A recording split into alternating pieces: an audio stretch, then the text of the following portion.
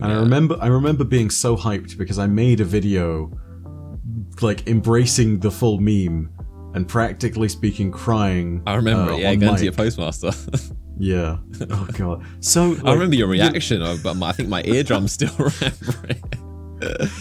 I'm still crying. Classic. I'm still crying about the Mythicast.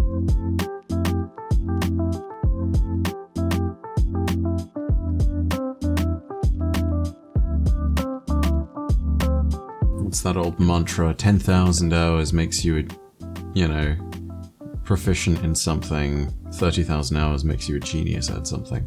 Yeah, I'm all about that. I'm just mainly from like video games. Like I'm so aware of just the more time you put in something, just the better you get, and it's just a progression. And just like video game curves are, there's a curve where you first get into something, like any hobby, any kind of exercise, anything. You just at first you see massive steps, massive changes. You level up really fast, and then as you get into the later levels, it slows down. Your progression slows, but yeah, there's a lot of links I always tie between like video games, because there's a lot of life. It kind of, because they're built obviously and designed off of real life, they kind of mirror each other a lot, I've noticed.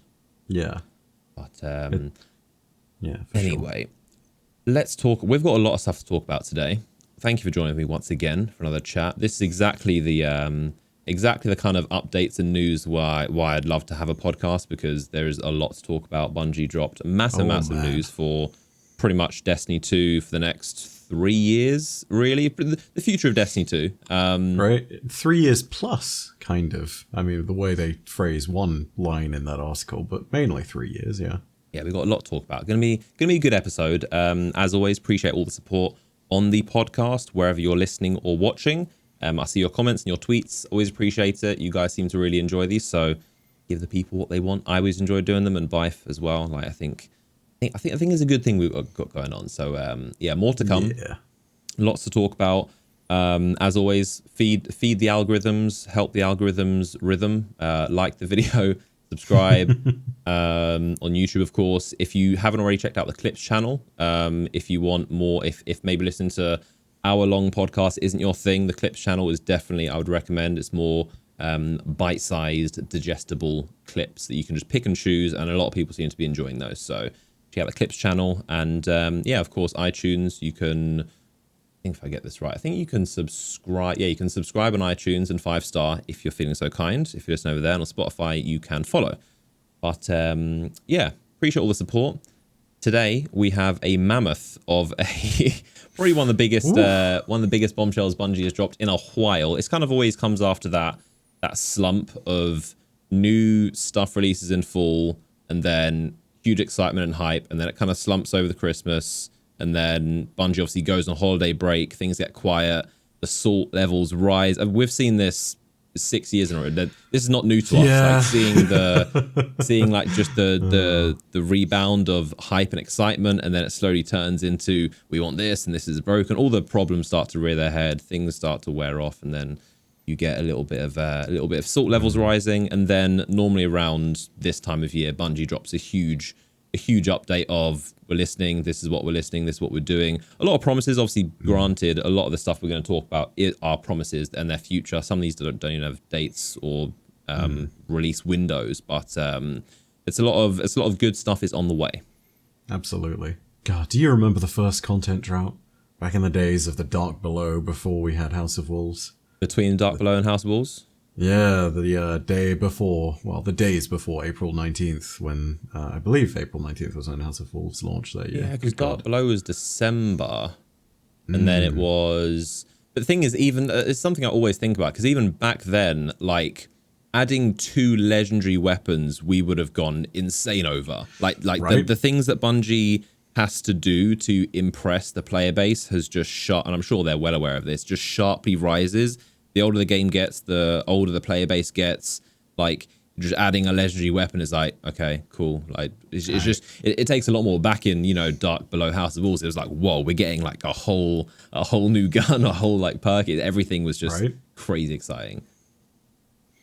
Man, I remember the days. Good times. But we're not here to talk about the past. Yeah, I mean, to be honest, if back then we could have seen the stuff that is being announced now, we would have lost our minds. as someone who at that time had not seen The Taken King yet, but knew kind of that there was a huge story behind Oryx and Crota and this massive osmium family that was just waiting to be unearthed. Oh my god. Easily one of the best stories in Destiny. I would have lost my mind if someone had pulled me briefly into the future and shown me first the Taken King trailer and then the Witch Queen trailer. Like, and now Witch Queen is giving me big Taken King. I mean, even the name, the Taken King, the Witch Queen, like it's Bungie deliberately trying to make it similar. But Witch Queen. So Witch Queen is delayed, being pushed back, which is, I mean, they're saying this for good reason. Obviously, there's lots of big new stuff that they've never even tried before. They're gonna do dramatic story changes, character changes, crossplay, transmog, all these things are coming along. So it's like for good reason, and obviously, as we even talked about in the last episode, like with everyone working from home, the fact we're even getting expansions, getting games, getting anything, like I don't think you can put into words how strange and difficult it is for a game developer, one of the biggest AAA game developers in the world, to not have a studio. Like the studio, we've been there multiple times. It's a living, breathing, functioning office space, and that's so much of the sound design, having a big room with the orchestra. Like there's so many little things that you would never think about that are crucial. So the fact we're even getting anything is a blessing. But it's not too obviously it sucks. It's bad news that the expansion is delayed and won't be coming out this year. But it's not crazily surprising. It's it's kind of fitting. What are your thoughts on that? I think honestly, when it comes to the state of the world, this is definitely for the best. There's also no question that they are teeing Witch Queen up to be kind of in line with what I think some people's high expectations already were. Witch Queen, by the very brand that it's basically Oryx's sister, and it's that whole hive family, and it's the nonsense that we've been teased for years. It's setting itself up as this massive crossroads of a bunch of different story elements, and it's I think the way of putting it best is that Witch Queen is going to be big in ways that other expansions aren't. And that's not to say physical size, because I mean Luke Smith some time ago said we'll never get another expansion the size of Forsaken, but I mean it seems very clear from what they stated in the blog post that the narrative changes that you'll be seeing and the storylines that will be set up in Witch Queen are going to be storylines that we will see expanding way into the future. Like in the same way that Oryx dying and leaving the Taken throne empty sets up the story for Witch Queen now, 5 years later or whatever. And also in the meantime impacted Forsaken, what with Riven having been taken and then, having made the bargain with Savathûn, the way that impacts everything to do with Shadowkeep and the entirety of the politics of the Hive, the way that impacts the power balance in the system, because you bet that the Cabal would not be here if it wasn't for the fact that they sent the distress signal out after failing to kill the Dreadnought. Oh, yeah. Yeah, it's going to... Exactly, right? The Dantalian Extra 6 is the reason Gaul shows up, and without Gaul we don't have Callus, and without Callus we don't have Keitel, and we don't have the Almighty nearly being crashed into the city, all these other stuff. Like, it really is one of the major dominoes, and I think Bungie is at that point where they're really ready to push over another massive one that leads into a whole load of different storylines. And that's exciting, that's really good. And if ever there was going to be a confluence that could be summed into a single character, it would undoubtedly be someone of the magnitude of Savathûn. You have all the different plot lines that cross her and all the different characters that she's affected in the universe, and there's no way that doesn't end up being important. So they're setting it up with that expectation, and I think that's a good thing for the long-term health of the game. Like, not for the sake of, oh my god, they need to make or break on this delivery, but more on the fact of, like, hey, we understand that this long narrative that we're trying to tell is something that needs to push into the future, and in spite of Savathûn's story being inevitably what will hopefully be a peak in Destiny's storytelling stuff, we know that it's a peak in a mountain range. You gotta keep going. Yeah. Yeah, I mean, it's a very mysterious expansion. It does make me wonder. You mentioned the Luke Smith saying, obviously, no more Forsaken size expansions. I would imagine Witch Queen. I mean, I wonder if that's still the case. I wonder if with all this time that Witch Queen will be probably maybe a little bit closer, maybe an edge between Beyond Light and maybe. But I mean, Forsaken to be like. Just to be clear, Forsaken was massive. It was a huge. There was so much content in there. Oh so my god! And they had 3 studios to work on it. And oh man, yeah. Yeah. So yes, that's unlikely. But I would imagine Witch Queen. Just in my head, I was imagining Witch Queen to be slightly bigger than Beyond Light, and Lightfall to be slightly bigger than that if it's the ending. But obviously now we know there's going to be a 4th expansion. But On Witch Queens, they said, yes, an important evolution. It's going to be the foundation to the world building of Destiny 2. Strongly interconnected narrative. Unlike anything we've ever attempted before, characters, arcs, and heroes which persist over multiple future releases, which is interesting. That kind of gives the impression that maybe Savathun, as I think we talked about in a very early episode, maybe Savathun won't die in Witch Queen, possibly, because it's like they've got a lot on their plate. They're setting up a lot of narrative, so I would expect some villains, as they say, characters, arcs, heroes, villains that persist over multiple releases. And the conclusion of those releases will be the Light and Darkness saga, which we first introduced in Destiny, and obviously 2014 with Destiny 1. And then they realized they need to do another. What did they say exactly? They said we wanted. It's like what, closing the first chapter of Destiny, and opening the way to something in the future. Effectively, is kind of what the post implies. Yeah. Which, oh my gosh, it's kind of an amazing place to sit and be if you think about it, because the long continuous thread that has dripped through all the stories that we've had thus far has been about darkness and light, and it's not always been holding solely true to that particular narrative at all times and places, but it's also been the narrative of growth, and I think especially now Bungie has found their feet with a lot of this stuff. They know what they want to do, and if they're telling another saga, good lord, who knows where they're going with that, I mean, inevitably I think they keep the game going. They have expansion plans after the unnamed expansion that will come after Lightfall. And all of that leads us to the very clear point of saying, like, hey, this world will continue going. It's just a case of where will Bungie take us? That's a really exciting place to be, all things to be considered. Yeah, it's nice to it's nice to know there's something beyond Lightfall, because we were all and I was kind of preparing, thinking, obviously this series isn't going to end, but wondering what kind of expansions they are going to do after. But knowing this, like, okay, we've got so much story and so much stuff that we want to do. We're doing a 4th one.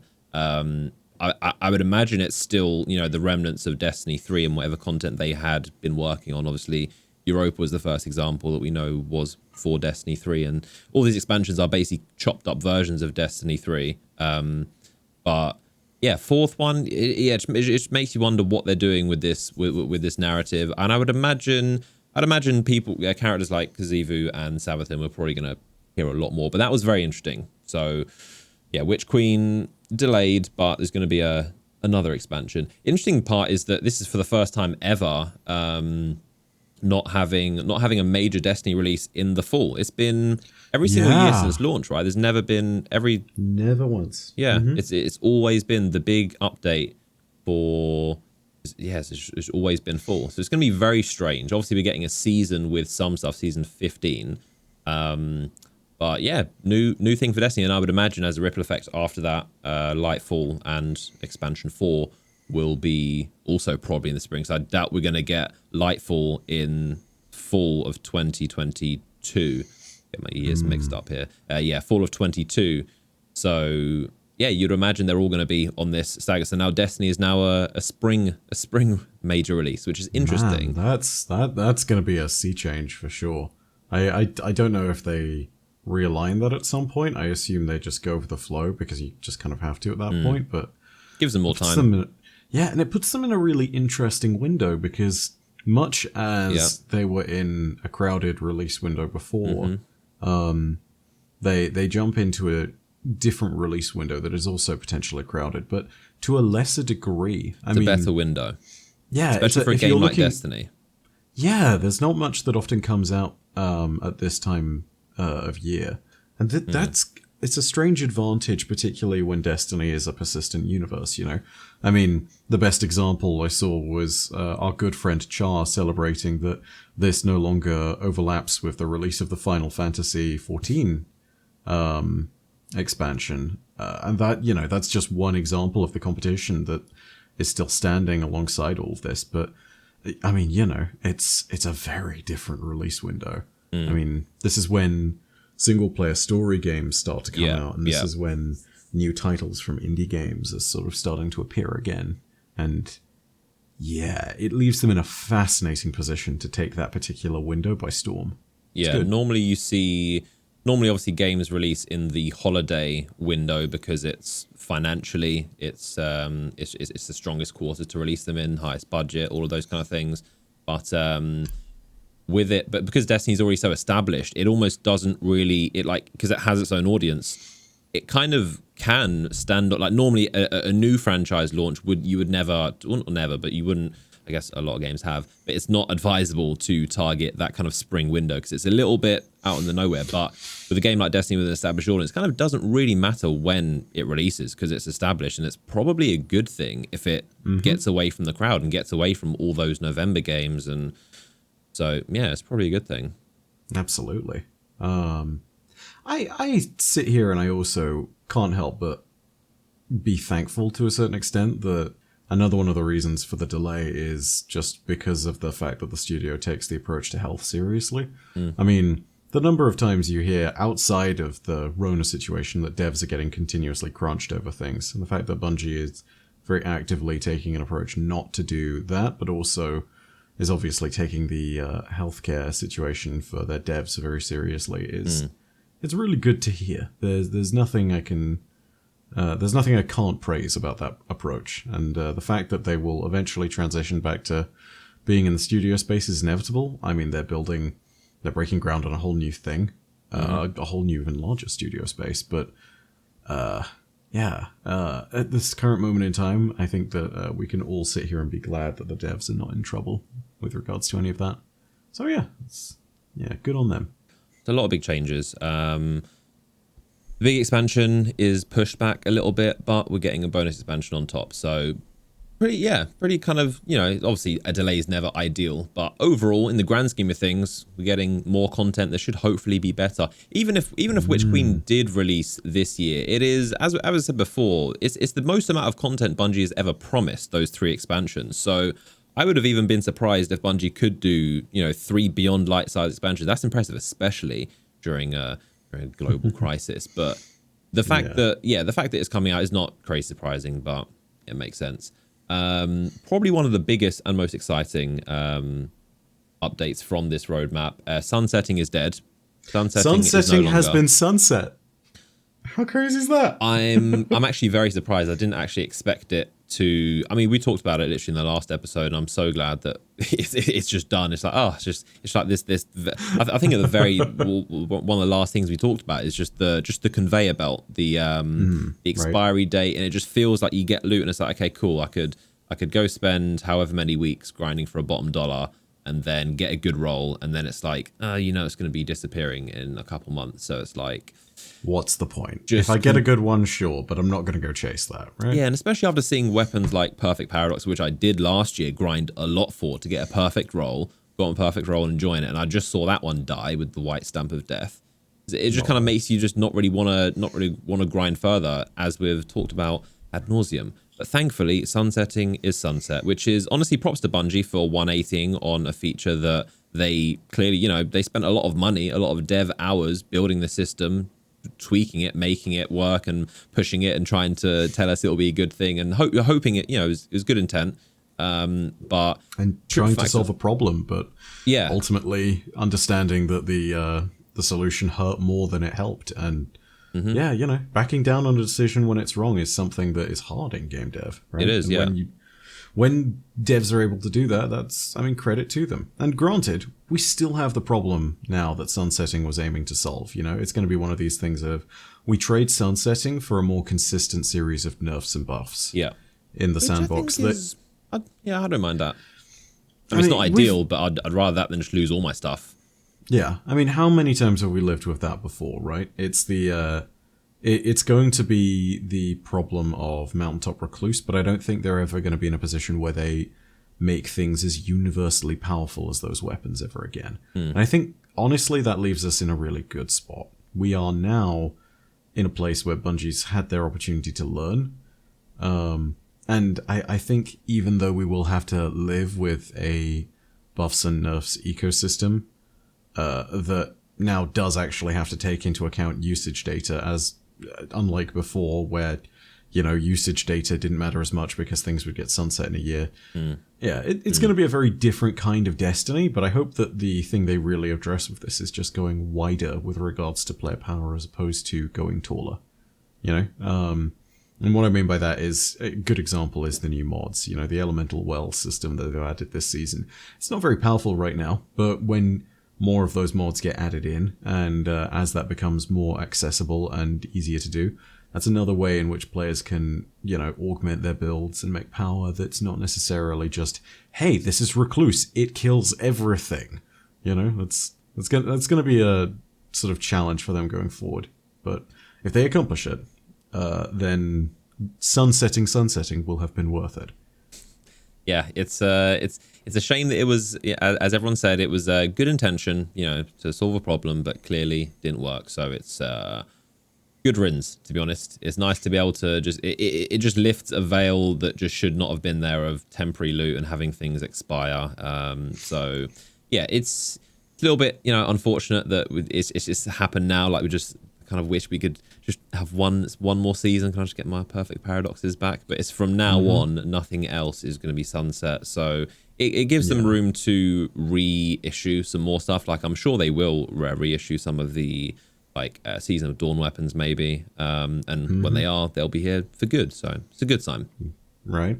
I think the best way I've said, I'm sorry, I've been plugging all sorts of other people today, unintentionally, I promise, but I think one of the best takes on this came from Paul Tassi, who I believe described it. I want to say it's Paul Tassi at very least. Yeah, it was either Paul Tassi or Game Informer who stated that this update and the addressing of sunsetting was kind of like the psychological patch that the game needed, if you get what I mean. Yeah, because now players have a completely different mindset, you know? Like, the way that you approached your vault previously was partly an approach that you had because of the fact that your vault was precious and these items that you were keeping inside were kind of like your special chosen few.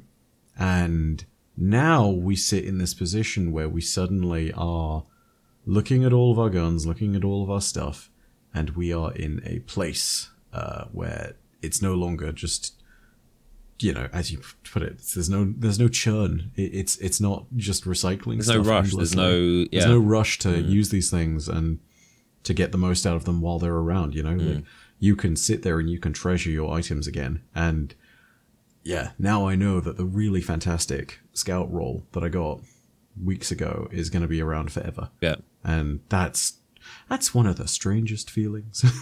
it makes me. It's so good. It makes me want to grind loot so much more. My interest in farming for loot has gone up several fold. It's like, okay, now I can actually. I know, because I'm kind of the person that just always looks ahead and thinks, well, if this is in like 6 months from now, if this is not going to be a thing, is it really like? I kind of struggle with balancing that. Like, is it worth investing in this if it's just going to disappear? But now it's just no longer a thing. So it's very nice. Exactly right.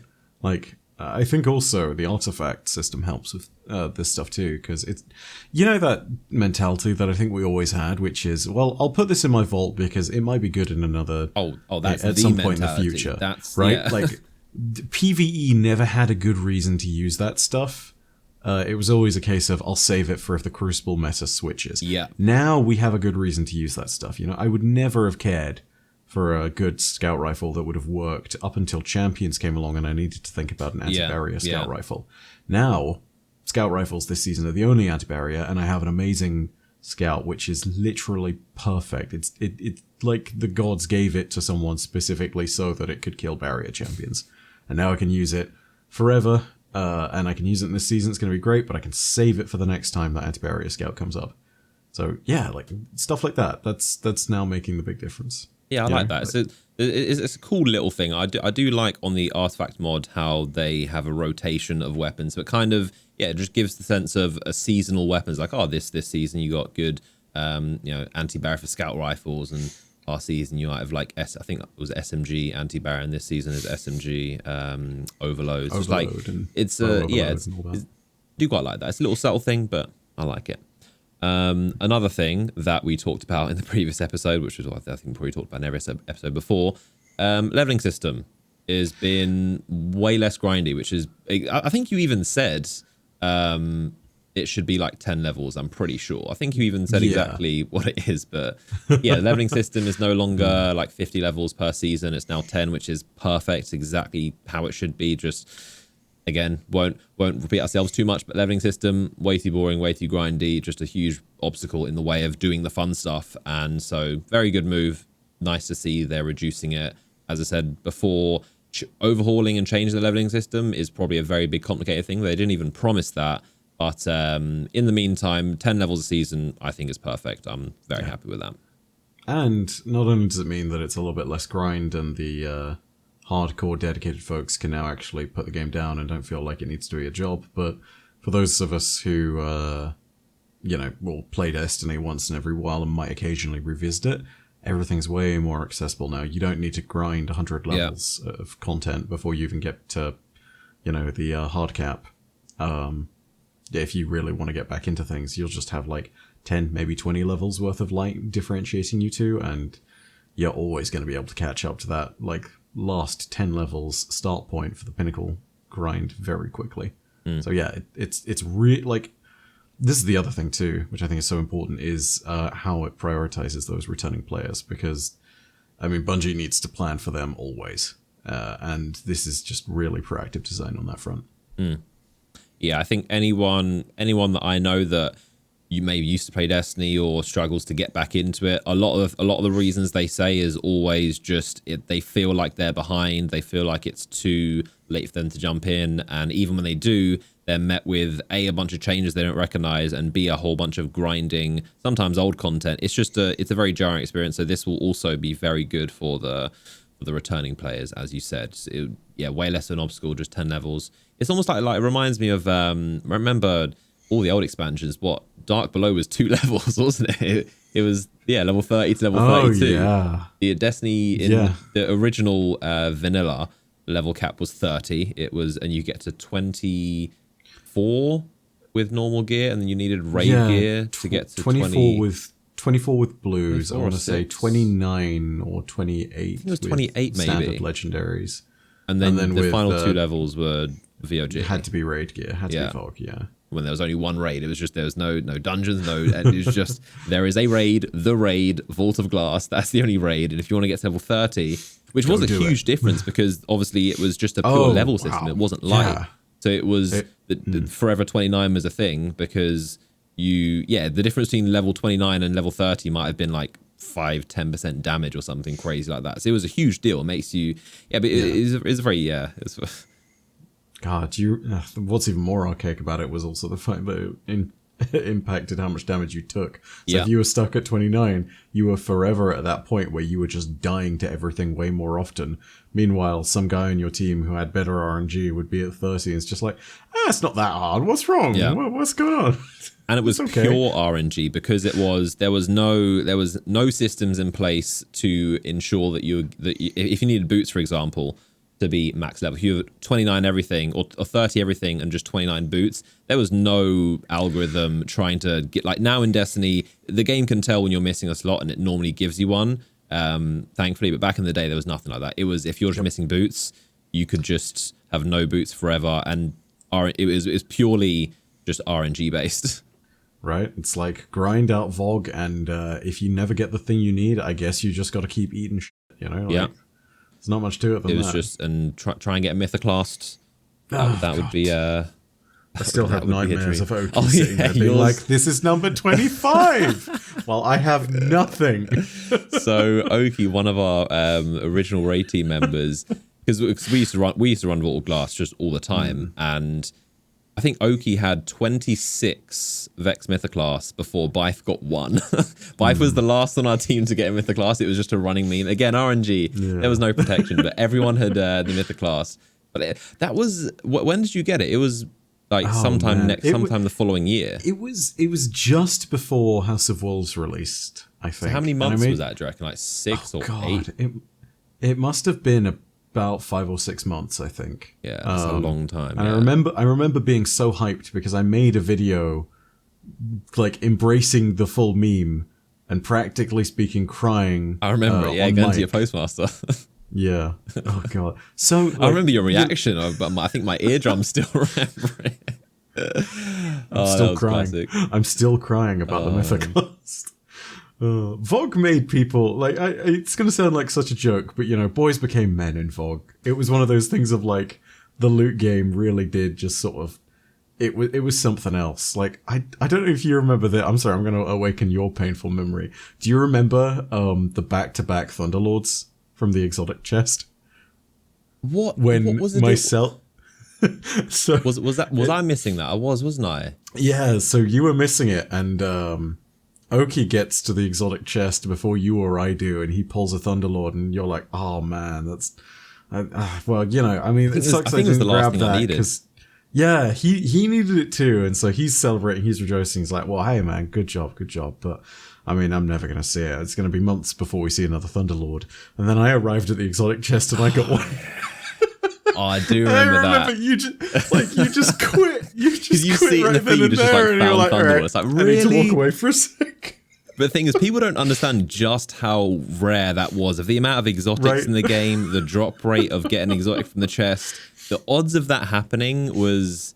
And what else? I remember there was 25,000 or something. On the Mythoclast, actually, well, another classic moment was you still, like, this is probably 5 months into Byf not having a Mythoclast. We did a raid with 5 of us, and then more console Alan joins in literally, in fact, he joins in as we're doing DPS to Atheon. On the final like didn't even play. Phase. He just joined into the raid because there was a 6th slot open. We just did it as 5 of us, and he joined in. He wasn't even he was dead. He was a ghost, just watching us do DPS. And then so he didn't even play. Literally joined our session, just sat there and watched us for about a minute, just shoot Atheon, killed Atheon, and then Alan got the Mythoclast. He just didn't even do the raid. He just drops in, gets another Mythoclast. Wasn't his first. Meanwhile, you're still like, sometimes bad. You see, by the way, ladies and gentlemen, do remember that Vault of Glass is returning at some point in season 14. I'm looking forward to it. I'm really looking forward to it. Oh, that's going to be fantastic, dude. I can't wait. People are going to get to, maybe with less tormenting RNG, but people are going to get to experience the great meme that is VOG. And honestly, that's worth talking about generally, because there was a lot of VOG news. Yeah, that came out with this update too. It's coming season 14 next season. And they've got some new tricks, and they didn't say a huge ton about it. Obviously, we've seen like the Fate Bringer. We've seen a couple of weapons that we know would obviously be coming back. This is mostly going to be around the same, but a couple new tricks. And yeah, I'm just excited for it. It's just it's VOG. Anyone who's even played Destiny for a while has a soft spot for VOG. Arguably, probably the second best raid of all time, which is impressive because it was the first raid of all time. There weren't raids before this, so for their first attempt to get a raid this good, that still stands up, and we'll see. That's not just nostalgia speaking. We'll see when it releases proof that this is a good quality raid. It's probably going to seem a bit simple and a bit short, but just the mechanics. It's such a good raid. Yeah, and this is, I think, it's a landmark thing because rightly there are people who are kind of the would-be historians of the community and the story of this game. People like Evan 1997F, I believe it is. Yeah. Yeah, they'll go ahead and they'll talk about how this raid saved the game, and they're not wrong. Yeah. Like this was the reason that people stayed around in Destiny, as well as like completing the exotic collection. You sit there and look at VoG and you get a slice of what Destiny is today. Because people sat there and they were like, I see the potential of Destiny through the Vault of Glass, you know? And that worked on so many levels, you know? It worked on how fantastic loot could be with things like Fatebringer being one of the most powerful hand cannons you could get in the entire game, or incredibly rare drops like, say, Praetorian's Foil or Praedyth's Revenge, you know, both of which very coveted weapons. It was talking about the depth that you could get in the lore and story. You know, people would always talk about how it was red and green rooms or Mars and Venus. The reality is, nope, it's neither of those things. It's both Venus. It's just future and past. And talking about all that stuff. For people who don't know the mechanics of this is at Final Boss. You are intermittently teleported, or half the team is intermittently teleported into a identical copy of one of the encounter room for the final boss encounter. And the lore behind that is that you are pulled into either a future or past version of the Vault of Glass, which in itself speaks to the crazy potential of Destiny's universe on that story front and on that lore front. And yeah. And then, I mean, you know, aside from anything else, it was Destiny shooting at its best. You know, it showed us like, hey, this is what like really good encounter design and some really solid team tactics can net you. And when you beat that raid, you really did feel like you just climbed a mountain, and it felt fantastic getting to the top. Yep. So yeah, it's no exaggeration to say that this was the raid. This was the thing that saved Destiny 1. Absolutely. You know? Like it's hands down the reason that I still play Destiny. If it wasn't Vault of Glass, I would have stopped playing Destiny. I remember getting to level 24 or 6 something, playing through most of the content, and then it was Vault of Glass. Like I specifically remember I got to the point where I was like, yeah, I feel like I've done everything in this game. I wasn't expecting to play it that much. But Vault of Glass and how we formed our original raid team, us playing that every week and just having, you know, the chase of getting some Ascendant shards and maybe getting an exotic and we got Mighty multi-tool. Just doing that raid every week was it was the glue holding Destiny together, and it just made, even when there were critiques about the story and the end game, the raid was just so undeniably unanimously good. It's hands down the reason. Playing that every week and then just repeatedly doing that just led you into kind of a routine of just trying to min-max all your gear and trying to get everything, and then that just led into Dark Below, another raid, a very good raid, very, you know, short and Crota's Crota, but it just Vault of Glass was the glue. Yeah. It showed us what the potential of Destiny's endgame and the whole raiding scene could look like, and it was so popular. I'd remind people that by the time House of Wolves was announced and it was stated that there would be no raid, the community was angry about that. And, you know, Gothalion was invited on Bungie's live stream and memed on them live on air by being like, we're going to talk about all of the things that we absolutely love on this, and then goes straight into the mic and goes, no raid. And didn't you have like t-shirts with no raid question mark or something? He was like, no raid? And I remember chat was just no raid. That was classic. Oh god. But like, you know, it just goes to show how beloved VoG ended up being and how good this was for the game, you know? And I hate to do this because we're going to talk about this next thing later down in the show a little bit, but take a look at a very similar game to Destiny in terms of Destiny 1's vanilla release. Take a look at Anthem. And you have a real missing X factor from that game when it comes to the content that actually gets played, you know. Repeatable endgame. Strongholds, right? Strongholds, aka their versions of strikes, are not raids. They're not endgame content. They are not good in terms of just providing that sudden elevation in terms of gameplay and the required skills for it. There is so much that Destiny got right in one package in terms of Vault of Glass. The first time. And there are many games that have tried to follow in that footsteps, but have missed that X factor, which came with raids like VoG. You know, and you know, we'll talk about this again later, but one of them is still standing, and it is.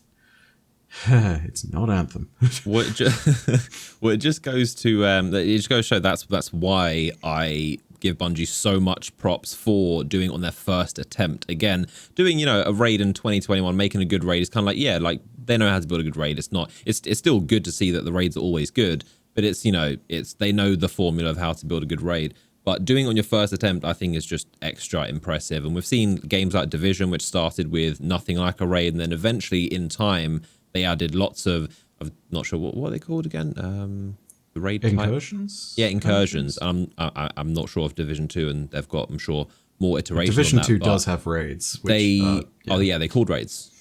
Yeah, they do have raids, full stop. Yeah, so they can slowly in time. At first, when they launched Incursion, I think they were okay, but then they got better in time, and eventually now they've got to the point where they probably have something decent like raids. Whereas, Bungie to get it right on the very first time when nobody even knew what a raid was, is very impressive.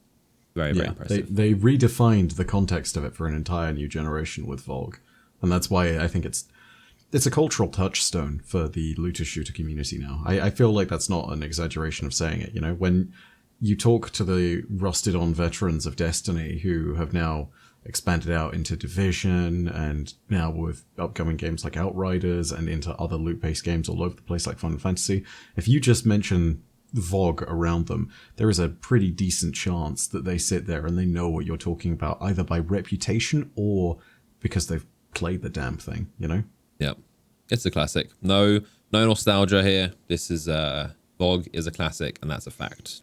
Vogue was the real deal back in the day, and I'm excited to see what the new iteration of it looks like. And also, what are they doing? Master versions. Oh yeah, master raids, and also of master raids dungeons. and dungeons. That sounds very promising. I'd just hard mode, prestige mode, had many names over the time, but a more difficult version. Master VOG, and then at some point, they haven't given a specific date, but at some point in the future, master raids and dungeons, which sounds good. And I'd imagine if they probably bring some of the raids that got put into the content vault, that got sunset, I'd imagine when they bring them back, they would probably bring like Leviathan. Well, I guess Leviathan already has prestige, but I would imagine if they bring back some other raids, they might have master versions, which would be cool. So yeah, that's another layer. The raids in Destiny, as we said, are very good. Adding an extra layer on top of that would be very welcome. Absolutely. I think also there's a few things they need to solve for, which is, what are the loot incentives in that? What's that going to be? All that good stuff. But these are questions for down the line. I think the one thing that can be agreed upon, especially after things like Beyond Light and the release of Deepstone Crypt, was that the raid experience is fantastic. But it would be really nice to have something that is akin to contest after 24 hours has expired. That's unquestionably something that keeps the difficulty. Yeah, it's where everybody, I think, rests as far as the beating pulse of the community is just when it comes down to raids, it's nice to be able to master that stuff, and having the true combat difficulty back is important. So yeah. And it will be especially good for Vogue, because obviously Vogue is going to have some slight tweaks and change in there, but it'll be mostly the same as they've said. So it's not, to players like us who've played it a gazillion times, it won't be a crazy challenge, but it will be nice, especially for Vogue, to have a super difficult version, because it'll basically be like a new remastered Vogue version with some new mechanics and make it more difficult. So yeah, the master version of Vogue would be especially welcome. Absolutely. Harkens back to the days when hard mode raids existed, and those were the good times. Like, oh gosh. Yeah, there was such good like times. only a week, when was the Vogue hard mode? It was like a couple weeks after. I believe they both I think it was a week or two afterwards. But it didn't it didn't receive much fanfare with its release, if only because of the fact that Vogue itself was just such a challenge for being the first raid. People were still just very comfortable handling the normal mode version at level 26, and I mean, seeing an activity that was just straight up level 30 was terrifying to most people. It was one of these things of like, I will try that, maybe never. But it's an aspirational thing and I want to do it. So level 30 Praetorian. Yikes. Level 30 Praetorian. Show Destiny 1 players an image that will bring them immediate distress, and it's the very quickly advancing Praetorian midway through one of its melee swings where it's like it's about to beat mans. It's not good. Ooh. Getting one hit by those things back in the day, not fun. Yeah, as you can tell, we can talk about VOG forever. Very, very near and dear to our hearts. PvP. A lot of good change with PvP. 3 peaking, first off, which I'm very surprised and obviously glad, but very surprised that they are implementing this fix. They're just basically making it so you can't emote in Trials. How does it work? Is it just the Trials game mode? It's Trials and competitive. So, okay, I mean, quick play and everything, mostly unaffected, but quick play is very low stakes. So right. So, yeah, so you can't emote and you can't pull out a sword or third-person weapon without ammo, which is exactly what the majority of the community said should be done. But I was very skeptical on if Bungie could do it, because that's a lot of, like, you say those things, but that's a lot of development work. It's very complicated. Like, I'm not sure how they're going to do it, but, you know, you have to, animation-wise, it's very complicated, and it just adds on. Like, game development is just long and complicated, but having to make it so that when you don't have ammo, you go, I guess you stay in third person. I wonder what's going to happen. Are you going to put out a sword hilt? Are they going to build a model for that? Or are you just not going to be able to put it out? Then when you get ammo, it'll snap into third person. There's animation things they have to tweak. So that's why I was kind of hoping they would do something like that. But very surprised and impressed that they are going to be. And also disabling emotes. That's quite a big deal. Because obviously emotes are a very big deal. One of the things that that Bungie probably won't talk about, and it's the kind of an underlying reason, is emotes are obviously a huge part of the business side of Destiny. People pay real money for emotes. Anything involving emotes or microtransactions, Bungie are always very careful, because that's content people are paying for. So you can't like disabling it in a mode. Emoting is a large part of the culture, especially in Trials. It was the intro for Trials of the Night was just emoting for 10 hours. I think the screen's still going on now. But disabling emotes, that's a very big deal. Just disabling it. Obviously, it's not going to hurt their bottom line too much. People aren't going to not buy them. But, you know, if you purchase an emote, you want to be able to use it in Trials. But, disabling it, which is very impressive and very cool. So for players that don't know, 3 peaking is when you use either a sword hilt or an emote to go in third person. You can get a wider field of view. You can see around corners. It has been a thing since the launch of Destiny 1, but it's only increasing. It's been interesting to watch, but it's only increasingly become more of a thing. I mean, I've been doing it since Destiny 1, since, like, you can even find in my Trials videos. Right? In my Trials videos in 2015, I was doing it, and I just did it because I knew it was just a advantageous thing to do. You get third person, but it wasn't, I'm not saying I'm the only person that figured it out, but it wasn't commonly known. It was just one of those weird things that no one really thinks to do. But emoting is like, you just like do an emote and you can peek around the corner. Why would you not?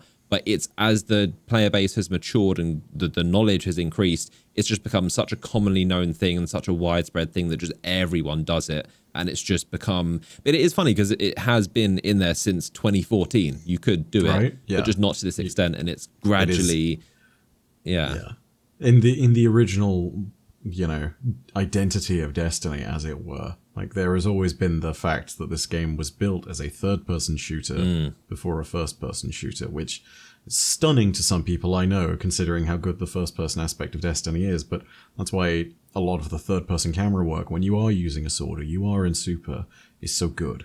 It's because that's part of the way that it's built from the ground up. Yeah. All of that being said, man, this is a long overdue change, and it's nice to see that particular thing is being addressed, as well as, I believe, some stasis nerfs that are bringing them in line with some of the light subclasses as well. Further stasis nerfs, that is. Yeah, so they're just kind of just reducing their annoyingness, and then season 15, I believe, they're going to be slightly buffing the light subclasses.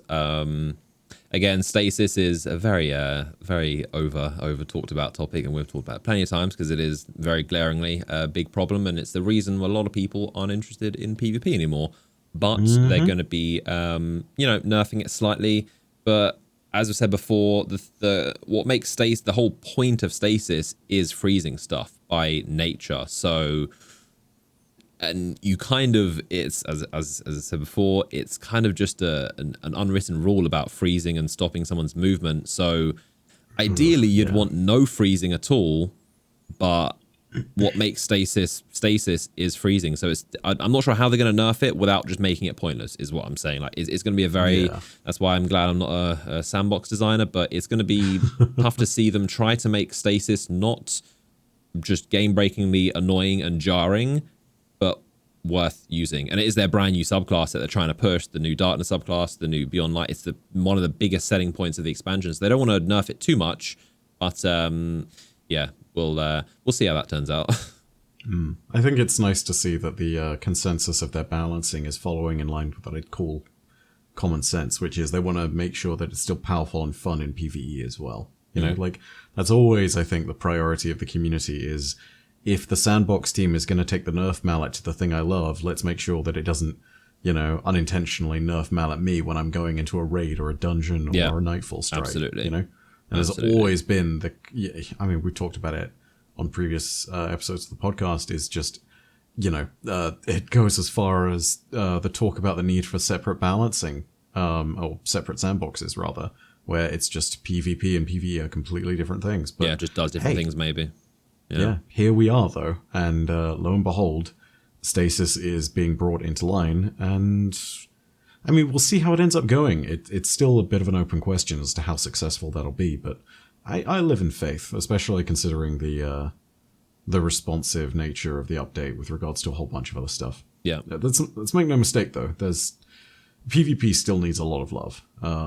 You know, these are good foundational points. I can absolutely understand that the 3 peaking issue is going to take a lot of engineering know-how, and it's not exactly a small thing of like, make it so that the thing doesn't do the thing, you know, like to backseat game dev, as one might say. Yeah, it's it's no small feat. But yeah, PvP still, they will still need love. Do not forget about the Crucible. Shax's crowd has been neglected for quite some time. So yeah. Yeah, they're doing some security updates. They did this PvP.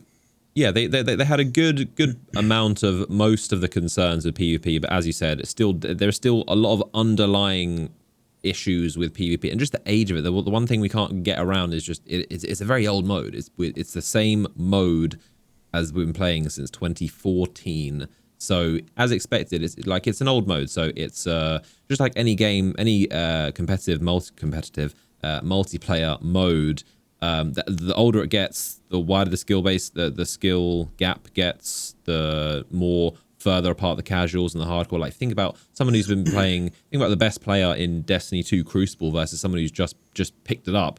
There's just worlds of. It's just like, how are you jumping like that, and you're just min max, and you got the stats and just cooldowns and abilities and build. Like it's just worlds of difference. So yeah, Crucible needs a lot of love, but they're doing some pretty much most of the big points. Security stuff they're doing. So DDoS protection and going after people who make cheats with more strong legal action, I believe, were the points that were brought up, right? So PC cheats, which is one of the biggest ones, and console DDoS protection, which I think is coming in this season or soon. The DDoS protection on console, but the security, obviously hackers, cheaters, mainly a PC thing. But yeah, that should be good. Reworking the trials. Trials is another thing, another subset. The hardest of hardcore subset of PvP, which also needs a lot of love. And again, same thing I'll say, it's an old mode. It's huge differences between the people that can go to the lighthouse in their sleep and the people who have never played PvP. Imagine if you've never played PvP before, you go to trials. Just worlds of difference we're talking about. Just complete, like somebody who's played there for 7 years versus just like, how do I shoot? What's this button? You're gonna have no. It's a great way to catch some hands, and by hands I mean stasis melees of all varieties. Catch a lot of things. So one thing interesting they did say, solo mode potentially they're thinking about for trials, which is very interesting. This I think is good because I mean ultimately trials has at its core an accessibility problem.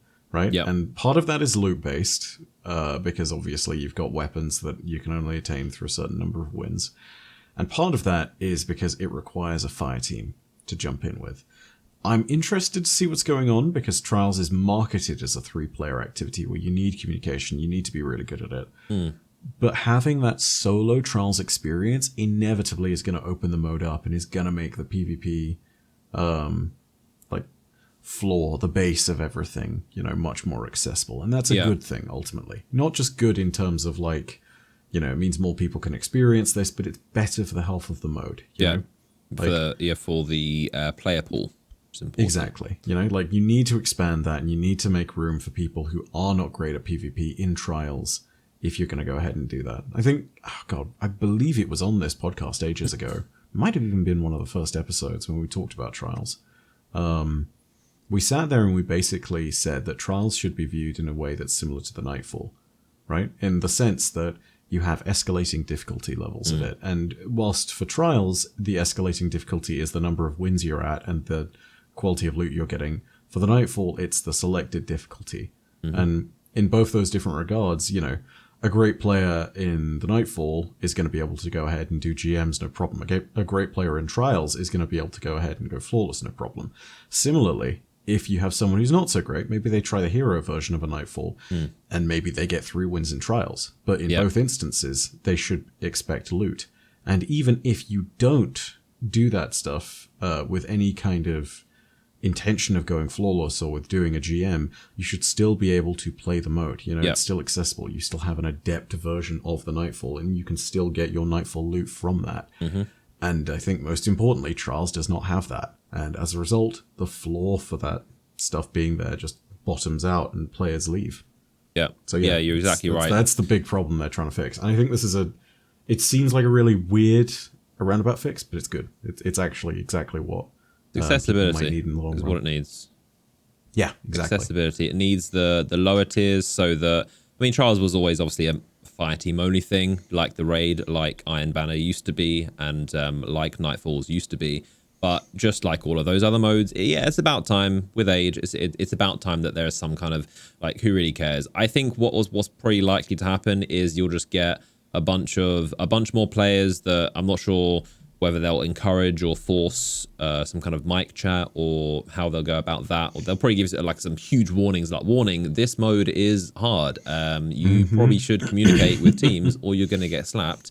But I think what's going to happen is you're going to get a lot more just freelance, people who aren't in a fire team, fire teams in Trials, and they'll probably get a couple wins. And it goes in line with what Bungie's doing, restructuring the loot system so it isn't so bottom heavy and it's just basically win or bust, go to the lighthouse, or basically a waste of your time.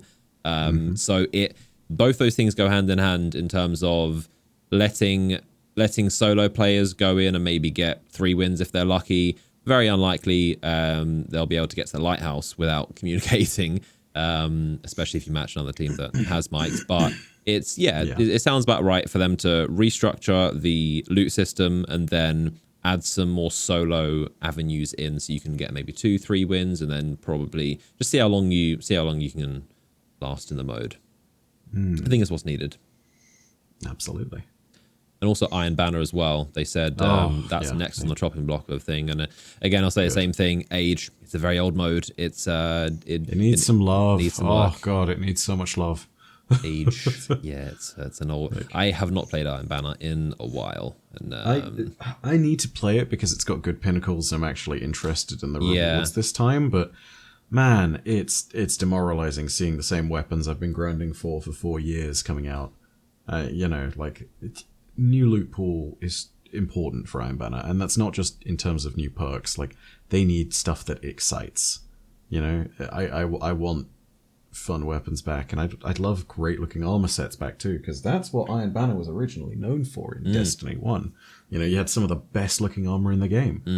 And some of the armor that I ended up wearing as part of my permanent character model came from Iron Banner in year 3. Like my Guardian that I forever am going to use in Destiny 1, which is just sitting there frozen in time now that the game is over. I still got them Iron Banner shoulders, like we are still in this place. We are still here. I think all of my Destiny 1 characters have Iron Banner armor of some sort. One of the best looking designs. Yeah, they really They really killed it with the design of some of the Iron Banner. And to be fair, like, there are some good armor sets in Destiny 2, some good looking Iron Banner sets. But you know, the mode as a whole, it's definitely could do with a little bit of love. It's but there's not really a whole much they can do to diversify it without just making a whole new mode, because Iron Banner is Iron Banner. It's just Crucible, but slightly more sweaty and with hopefully better armor sets and narrated by Saladin. Indeed. Which, granted, is good in itself, but you know, we need a facelift on Iron Banner, I think. Speaking of facelift, transmog, great segue. Ooh, this is good stuff. Ada 1 is going to be the transmog vendor, which is fitting. Black Armory and her like technological fits the law of her character and what she does. So she's kind of like the vendor for transmog, and it's being called Armor Synthesis is the name. Transmog, if you don't know, is basically you can just universal ornaments. You can whatever armor you wear doesn't matter. You can make any armor look like any other armor set, and you can, if you have a perfect looking armor set that you want, turn them into ornaments, and you can apply them to any armor set. So you can just get a good high stat roll piece, and then that can be whatever you want it to look like. Something that has been on the Destiny community wish list since 2015, probably even 14, since day one. Yeah. One of the biggest, and you know, up there with crossplay and a bunch of other huge features. So it is nice to see that, you know, going through with it, and it's finally coming. When is it? Next season, 15 or 14? Yeah, I think it's going to be season 14. I don't count me on that. And you know what, I'm going to go ahead and check on the roadmap update myself. But yeah, regardless of when it's coming, this has been something that the Destiny community has waited for so long. Yeah. You know, I want to say r/Destiny fashion has existed for a very long time. Yeah. It is season 14, by the way. Okay. But, you know, the fact that there's been a subreddit dedicated to this thing that I was posting on back in Rise of Iron, which had been going for way before I got there. Yeah, no, that's yeah. Much needed. It shows, just like any good loot game, the incentive for actually having good-looking pieces of armor and all that. So yeah. And it's going to be a, I mean, I hadn't really put too much thought into it, but it is going to be kind of a currency system. You do need to you need to do bounties for Ada to earn an in-game currency to then purchase the armor synthesis to basically purchase your ornaments, universal ornaments, or you can purchase them with silver, with real life money, which is interesting. Obviously, an extra revenue source for Bungie to make money. It's what are your thoughts on that?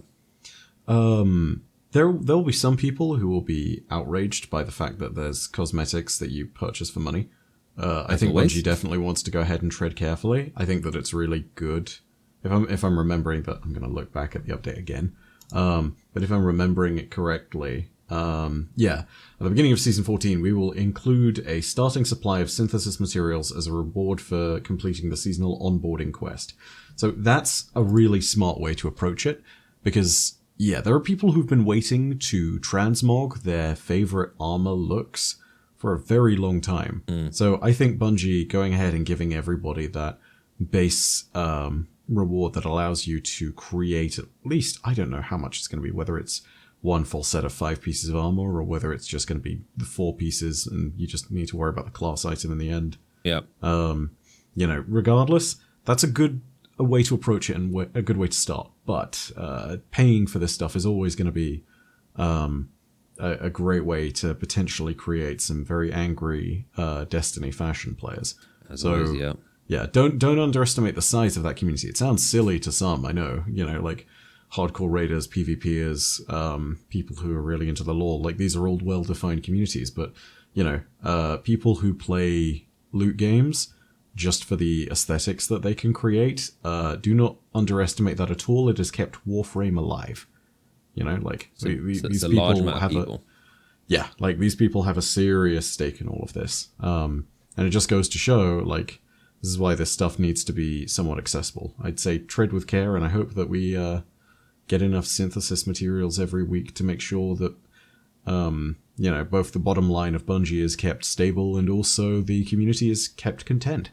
Because, ultimately, this is going to be something that people will revisit season after season. And, you know, I can imagine somebody sitting there seeing a great new set of armor that they love and being like, I am going to work this in and I am going to go on my own little quest to try and find all the synthesis stuff I need.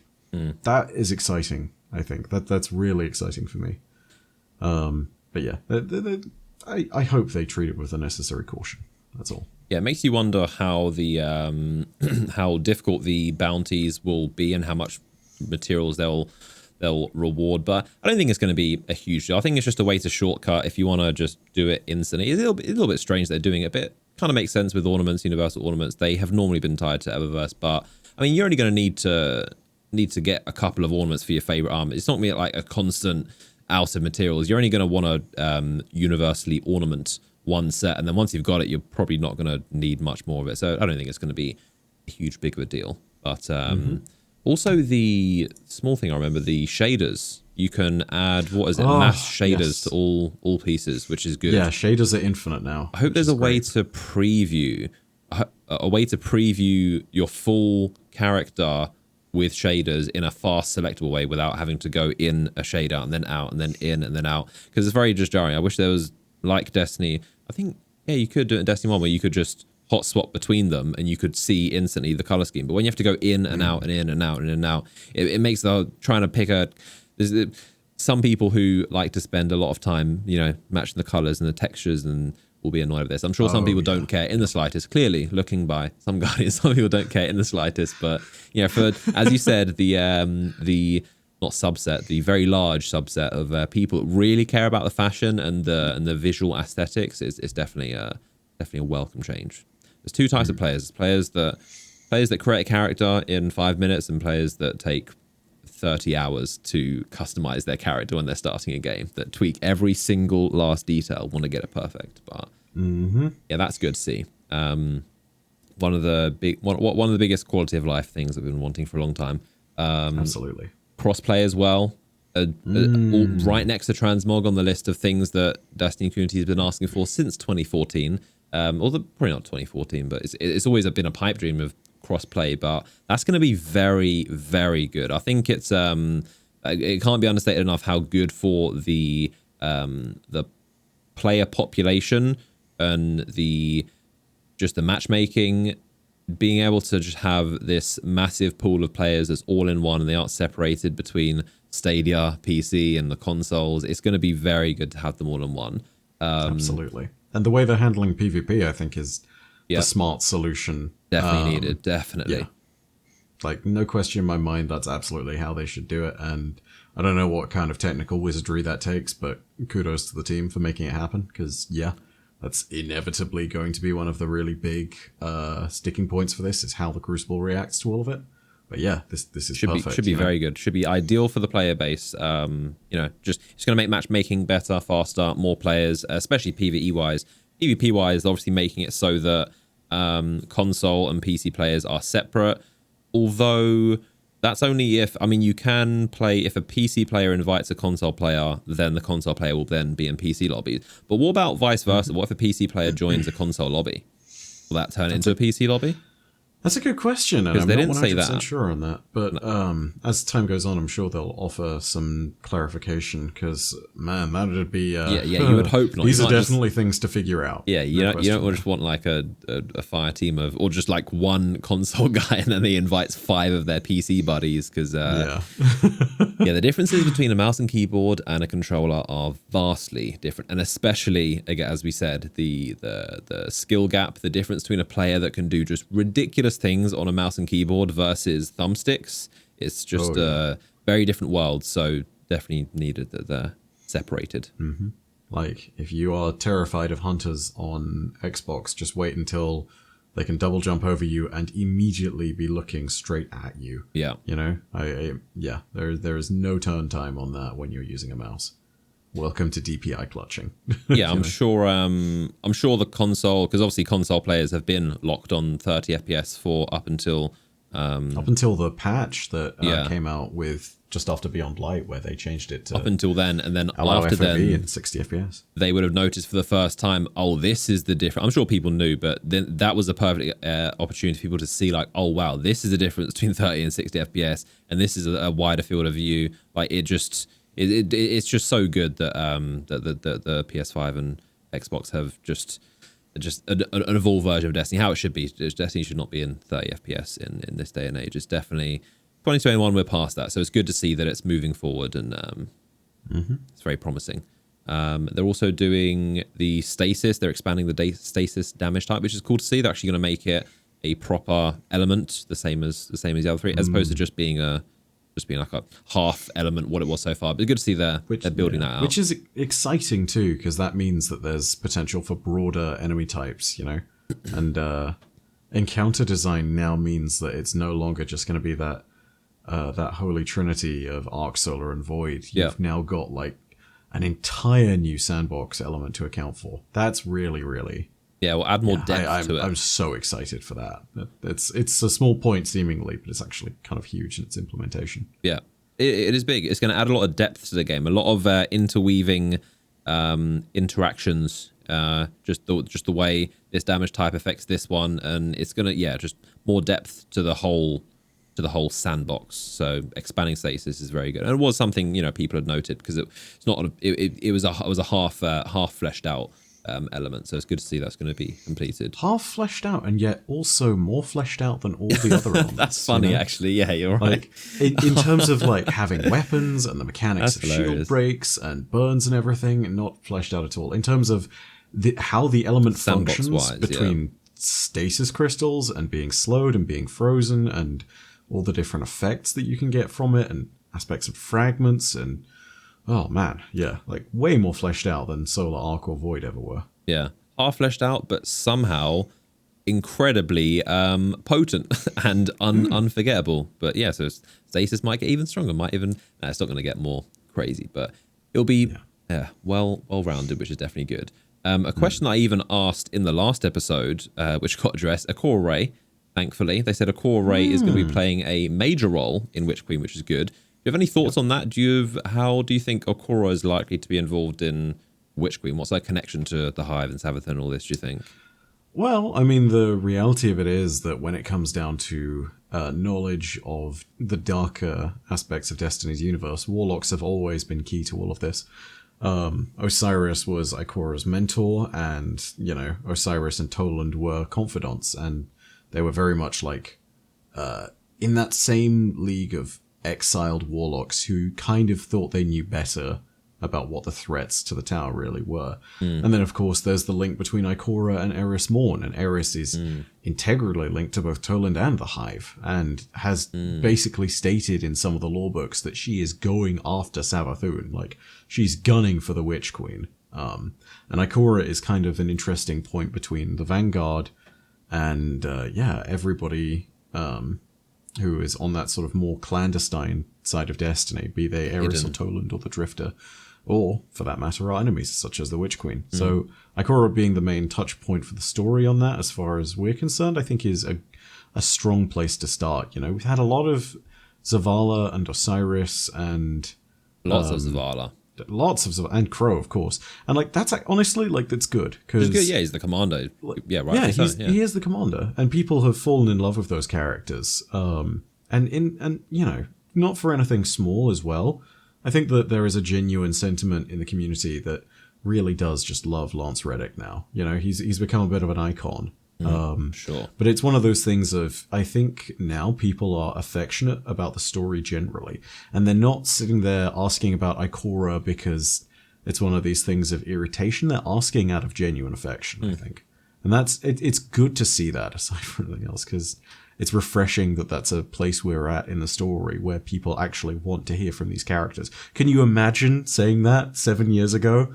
People being like, man, I want to know what Ikora's doing right now. I haven't heard from her in a bit. And even all the Vanguard, they were just the three dudes around a table. They were just exactly like back in 2014, it would have been like, who the hell is Ikora? Who's Zavala? Yeah. Which one's that again? You mean the one guy with the copy paste? Oh man, I wish people would stop saying that copy paste. It's not. It'll die. I don't even think it was 6 that months. big of a thing back then. It wasn't even. Yeah. I don't think we even appreciated it. Well, we did. I think it was definitely a staple. Varix had his lines, but I think as time went on, it just became the greatest. But earlier on, they were just the Vanguard men. It was just whichever class you were on, they would have the bounties and a couple weapons, and then the other two would have nothing for you if you weren't that class. Yeah, the Vanguard has come a long way, but it shows that Bungie is listening, because it's a very specific but yeah, it just shows that they've been definitely paying attention to the chatter. I did not expect them to address this of all things. It's good they did. It definitely shows that they've been paying attention to, because a lot of people were saying, like, where is Akora? And taking their narrative seriously too, you know, like there's some points that have missed the mark in the last season, but not a lot. And I think a lot of that is due to very careful attention, not just to what works well for the story, but also to what the community really liked and wanted. You know, like, best example, I think, is go back to Curse of Osiris. You know, people were disappointed of how little they ended up seeing of Osiris in an expansion that literally bore his name. And as a result, as time has gone on, we've seen even more. You know, Osiris was a major character in Season of Dawn. A fantastic appearance there. You know, we saw a lot out of Osiris in this season and last season. Like, it's good stuff. It's just really fantastic. And yeah, seeing these characters brought forward here shows that they are keeping their nose to the ground as far as you know, finding out what the good story beats are and what the good characters are that people have attached to. Yeah, Osiris was his very, very what's the word? Just underwhelming debut. He was one of the most legendary characters in Destiny 1, and then his very underwhelming debut in Curse of Osiris, and then what was it, Season of Dawn? That was really a big turn. Was that the next time we heard from him after? So I remember it was like a big turning point of like, oh, Osiris is real lore. Oh yeah, because he was in the Infinite Forest, and there's lines of dialogue that hint towards you know, him having some input in Forsaken, because they feed both him and Rasputin interesting data from the Curse on the Dreaming City. But yeah, he really only reappeared by the time that we got to Season of Dawn. Major turning point. But when we got there, that felt like the story that Curse of Osiris deserved to be, and it ends up being the real point at which I think players got to know Osiris, because his story is integrally bound up with Saints, and the entire season was about that. And that was just very good. Man, this time last year we were having such a good time with that, and I'm so glad I get to be nostalgic about that 1 year later. Normally it takes 3 years for those rose-tinted glasses to come along, but man, that really was an underrated season. Yeah, now he's in the tower, in the helm, negotiating with Keitel. So yes, it's good to see, like, the Vanguard, as I said before, the story is in a good place. And the way they're doing the narrative, and the way they're just having the characters be real characters, like actually, you know, responding to a threat instead of just being bounty givers. It's very, very good to see. Exactly. Speaking of Osiris and negotiating with Keitel, I understand this is a bit of a departure, but do we want to talk about, because we missed this, it came out just after the podcast got released in the last couple of weeks, but whole new exotic quest and the presage mission.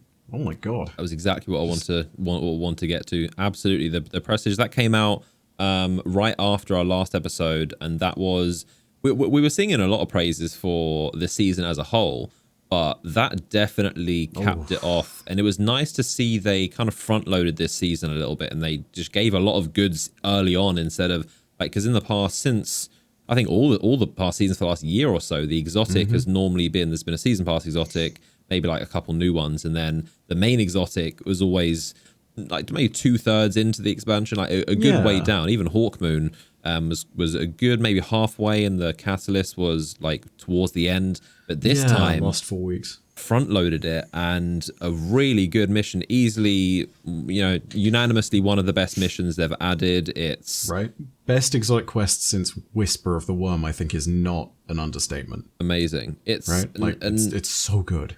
Yeah, I did it solo, and it's the best of Destiny, the best of PvE.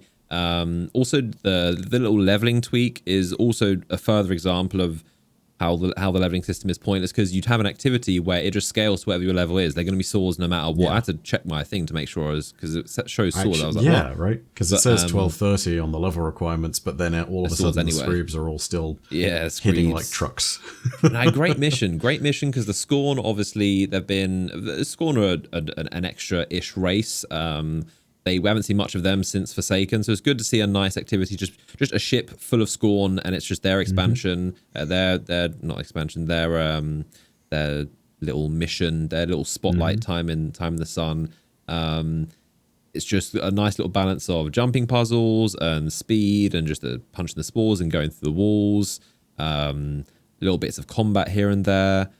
Kind of claustrophobic. Osiris is talking over the comms. Yeah. Gameplay wise, it's amazing. The exotic as well. Obviously, the ending room, the exotic you get from it, all amazing. Even better with the catalyst that just came out in the what's it called, the prestige version, the master.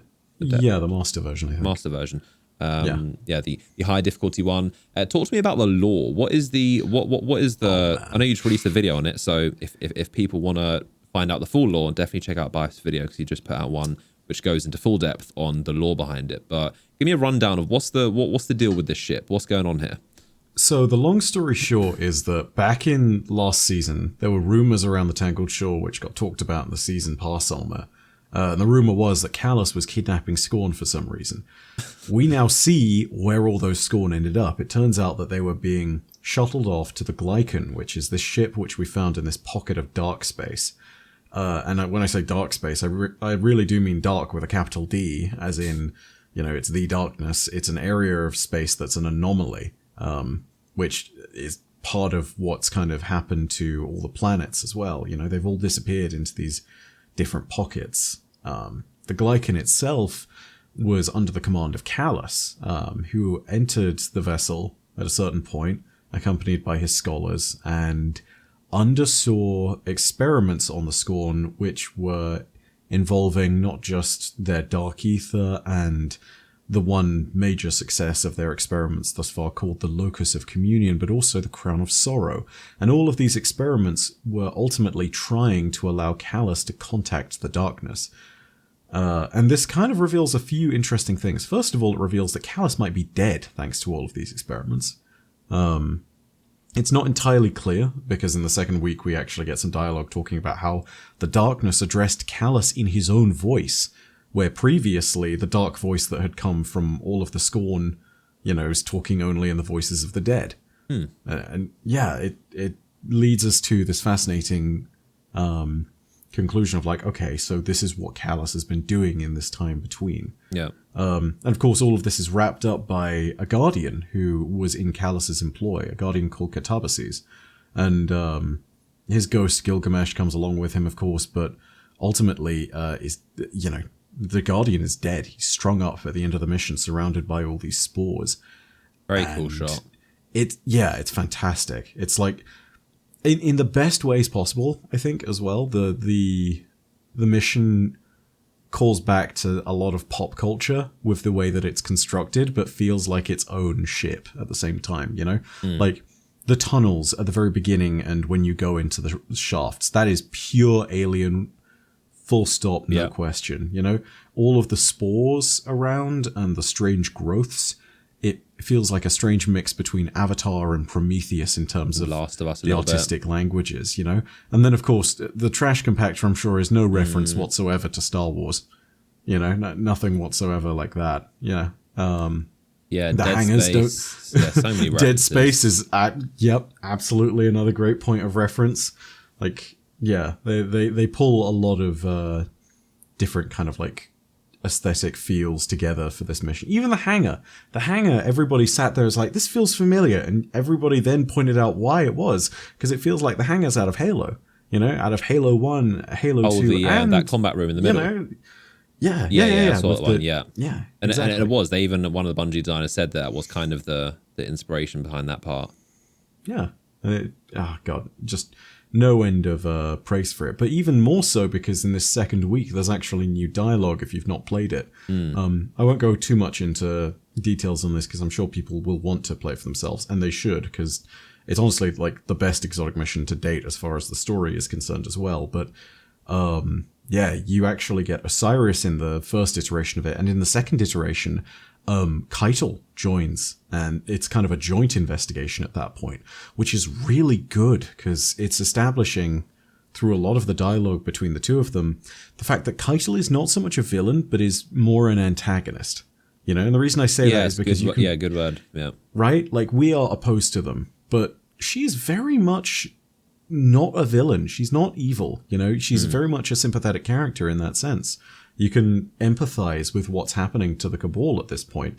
and she's the face of it. And that's really good, you know? Like, she's not some cookie-cutter villain. She's actually really pragmatic in that sense. And this mission goes ahead and shows it even more, you know? That I say I won't spoil much, but I will say one thing, which is at the very beginning, she basically tries to assert her dominion over things, and then when Osiris states why you're there on the ship and the fact that this is like a return reconnaissance mission looking for a dead ghost, you know, she basically says, fine, but if you find Callus, let me know. I don't care who kills him, but he has to die. Someone's got to drag him from this hole, you know? It's a really, really fascinating mission in that respect. It's just so good the way that just, yeah, she's this persistent character that you just see and hear her, and like you said, villain is definitely the wrong word, antagonist. She's just a character who's there, and she's got an interesting arc to her. It's not just a villain that shows up and we have to just destroy her in the first couple days, and yeah, it's just fitting. Do you want a spicy hot take, by the way? Go for it. That's what we live for. Keitel's story is better than Oryx's. Not her lore. Her lore is still, you know, lags behind Oryx a little bit, but that's partly because she hasn't had much time to breathe. In what way? Expound. In the lore sense. So, Oryx's story as a villain, and when I say story, I really do mean what you experience of him in the Taken King expansion. Yeah, not backstory. Oryx's, when I say Oryx's lore is better than Keitel's, that's not the surprising point whatsoever, because Oryx has the Book of Sorrows, includes the Nokris stuff, includes some of the Savathûn stuff, includes some of the Taken City stuff. Oryx has got, you know, his grubby little fingers all over the lore and is fantastic. Yeah, one of the best Keitel's in the lore, story is better, because in the space of 3 weeks, she's had a small amount of development in her arc already. She is not a cookie-cutter villain. She is someone who I am more invested in than Oryx. And that's including the fact that I killed Oryx's son in the gameplay leading up to all of this, because with Keitel, we basically met her father and have been constantly interacting with her. And that's not in lore senses, that's in all of the raids we've done it before with. And it also helps that not only is she voiced fantastically and also feels like a really well-written character, but we are getting weekly interactions with her and building on the story that we started with. You know, Oryx's story is very much one and done. You know, when you finish Taken King and when you are completely done with, you know, working your way through the Taken War campaign, and when you ultimately kill him in the raid, his story is complete. Keitel's story is still going, and that's why I'm very happy to make a hot take like that. Now again, differentiate between story and lore. Yeah. It's a fair point. But I can fully see that. Totally stand by it. Like, Keitel's story is better than Oryx's. And I think people need to wake up to that, because everybody puts Oryx on a pedestal and says, we will never have a villain as good as Oryx. It's like, no, we have a villain that's as good as Oryx. We do. Yeah. Keitel. In game, he was very short-lived. And obviously the raid was a cool ending. But yeah, no, I can see that. I can as a valid hot take. It's just, I think also rightfully so that she isn't a villain, because she would not last very long, like we said, and like the Zavala meme is. Oh yes. I wouldn't place my bets on her, to be honest. Her versus Guardians, I think hopefully she knows that. But even Callus, like, it was a case of impressing him and getting his respect, and he's like, oh, you guys, you know, might be worthy of being my shadow, my apprentice, and over time you kind of earn his trust. But yeah, with Keitel, it's about fitting she should be trying to be allies with us instead of fighting, because it's only going to end one way, and those tusks are going to be on some kind of exotic weapon. So it's about fitting. Oh, that'd be interesting. Oh man, but you know, it's part of the reason why I hope Keitel changes from antagonist to hero, or protagonist. Well, not protagonist, but you know, accompanying character to the Guardian. You know, not only because it would actually fit with her pragmatic character, but also because she's just a really good character. I don't want her to die. you know, like, she provides a really interesting point of context for the Cabal, and if she died, I think that would actually be a real shame, you know? Real missed opportunity on that front. So yeah. Yeah, potentially Dude, I should make this a video, man. I need to throw this spicy hot take out there and be like, behold, for thy opinions are covered in rose-tinted glasses. You can justify it. You, of all people, can, like... Not people are going to argue. Like, you know what you're talking about. So yeah, it's not an invalid hot take. It's it's not that hot. Like the way you explain it, it's might sound questionable to some veterans that hold Oryx very dear, but yeah, in game, I think you're pretty spot on with that.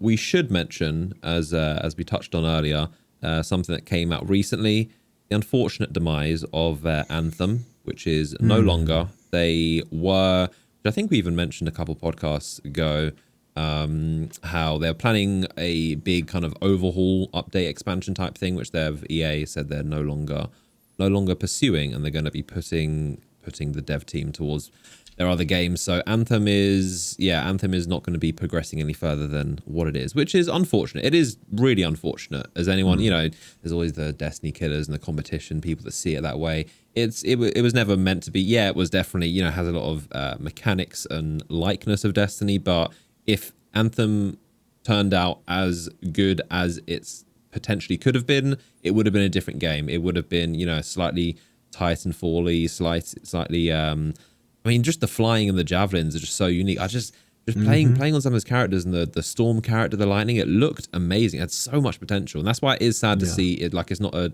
celebrate thing at all. Anthem had a lot of potential to be a very good game. It was a fun-looking game and fun, promising game, but it's unfortunate to see it unfortunately bite the dust. As someone who has a credit on that game as one of the game changers who's listed on that, and as also someone who criticized it very heavily when it came out, I had my time to sort of resent some of what Anthem was, especially after the Jason Schreier article that came out, which basically talked about how the game was handled. But what I will say is that I feel no bitterness towards the devs who really did try to save it. There is no point in being mad at a group that was genuinely trying to make something fantastic of a universe that could have had potential. And I say that knowing that the very foundation of Anthem's universe is all about, the ability for the world to change on a dime. And that truly could have been one fantastic setting for a persistent world. I think the only thing that we can look at now and we can say is that for all the devs going forward and for all the people who are interested, this is a really important lesson. This is what happens when you enter into a crowded market and try and make yourself unique, but not unique enough, and yet also try to be so unique that you ignore the good lessons learned by your competition. Take a look and contrast Outriders, which is in open demo right now, with Anthem, which had a beta. And look at the reactions and the responses. People are already talking about how you can farm legendaries in Outriders and talking about the potential of that game. And, people are saying the story is meh, which is understandable, but they're really digging the combat. They're really digging the game. They understand what the hook of that game is. Anthem did not have that same hook. Anthem, by the sounds of the higher-ups at BioWare, deliberately avoided some of those Destiny hooks and tried to be its own thing to a degree that was really harmful. I really just hope that ends up being the sort of big lesson for anybody who's trying to enter this space is do not repeat the mistakes of Anthem. Learn from the failure of this game and understand what you should try and do. Yeah, I think that's been I think we've seen that exactly in the past couple of years of game developers not attempting to make any more Destiny style games, because Destiny is the first of its kind. Obviously there are similarities. Borderlands would be probably the main one, but even completely different games to even Borderlands. Destiny is unique, one of a kind, first of its kind. There's no game like Destiny, and there probably never will be. But Destiny's a very unique game, but it saw, even with a rocky launch, it saw a lot of success, as we mentioned earlier, because of the Vault of Glass, because of the end game, and just reasons to stick around and play.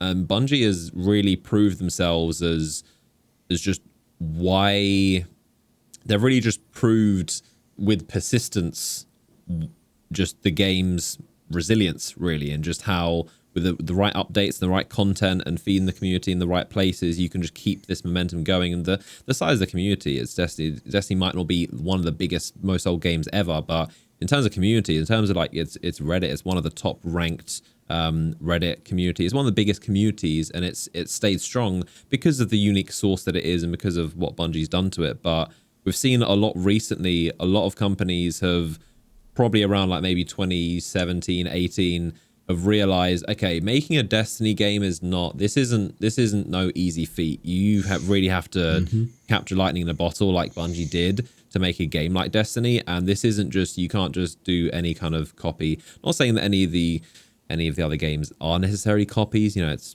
debatable, it's complicated, but we've seen a lot of companies realize, okay, like if you're going to make a Destiny game, you have to be Bungie and put the amount of effort that Bungie has put in. You can't just whip out a clone and find any success. So I think Destiny is kind of, all the competition, other similar games have definitely, game developers are realizing we need to do something different. It needs to be nothing like Destiny, because Destiny itself has trouble maintaining itself. It's a very complicated, weird game. It has its own issues that Bungie have figured out, but it's so far ahead that no other game could even get close to doing it in its lane, which I don't think games should or would aim to do anyway. But yeah, it's just kind of shown a real difference. And now Bungie is, as we've seen with the roadmap of future stuff coming out, they're just trucking on further, and Destiny is going to keep evolving, and it's just going to be its own genre, its own thing that is unreplicatable. Now any game dev knows, if you want to make a Destiny, you're going to have to put, it's a lot of years, a lot of time, a lot of money. It's no easy feat. So yeah, it's very interesting how just kind of the market has turned out, and now Destiny is the only one standing. Still, you know, it's got a couple injuries. It's not perfect, but it's still standing, and it's defined its own genre. Exactly. You know, Destiny is to looter shooter as World of Warcraft is to the MMO. It was not necessarily the first, and you know, there are still definitely titles out there that are most loved by certain parts of their audience, but to say that it is anything less than the defining title of that particular genre would be hubris. Yeah, you know, it would be ridiculous to say anything else. You know. And even other games, there are plenty of other games that have, you know, like Call of Duty, probably every game has borrowed elements of like the social spaces and just little things that Destiny has done and had successfully, and certain vendors, the way the loot system works. Bungie figured out a lot of things which just work, and just the whole games industry, not in a copying way, just in a, you know, just innovation way, have figured out like, yeah, this is a good thing to do. So it's inspired even other games that aren't even anything similar to Destiny. Indeed. And I mean, to give you an idea of how it's changed the space, it has to a certain extent cornered its own market. To the point even that after Anthem got shut down, further news came out of Jason Schreier, which talked about how BioWare was being given a little bit more free direction by EA, and previously revealing that Dragon Age 4 was going to have some kind of service-based element to it, and now it is a single-player RPG, much like the other games in the series, which I cannot imagine how disastrous that would have been, trying to make Dragon Age 4 persistent. You know, a game that needs to do well because BioWare is in this place where it needs a win. And more importantly, one of the main franchises, and more importantly, a game that has always been strong because of its single-player elements and not because of some kind of need to come back to the game other than when you feel like coming back to the game. You know, like this I think will make the industry healthier, because for 7 years people have been chasing this. You know, it's the reason why games like Avengers exist in the first place, is to chase that particular trend that's been set by the market leader. And you know, between Destiny, Warframe, The Division, Final Fantasy XIV, this market is now tapped out. People do not have the room to expand out into it, and I think that it will take something really special or something just very competently made to make a dent. I say that knowing that I've just praised Outriders, which I think has a decent chance of having a splash success. Because it's they're also they're not trying to be a live service. They're not trying to be consistent. You know, they know that their entire thing is launch well, make a very competent game, maybe add DLC as time goes on, but then make it very clear that this is not a game where you go back every week and expect something new like Destiny. You know? Yeah. Very interesting times for the looter shooter genre, and Destiny. Rest in peace, Anthem. Yeah, rest in peace. It was fun while it lasted. I still have footage on my hard drive. Still, as I said, a beautifully looking game and very fun. But you know, depth is a lot more, leaves a lot more to be desired. But yeah, I think we'll cap it there. Very good chat as always. Lots to discuss. Appreciate everyone for tuning in and enjoying the podcast. Like I said, if you want to find more of Bife and more lore of everything going on in Destiny, you can find him over on his YouTube channel. And but yeah, hopefully you enjoyed listening. Leave your comments and tweets. Always love seeing your discussions and just your thoughts on anything we discuss or any topics you'd like us to discuss in future episodes. But as always, appreciate you guys for listening, and we'll see you in the next one.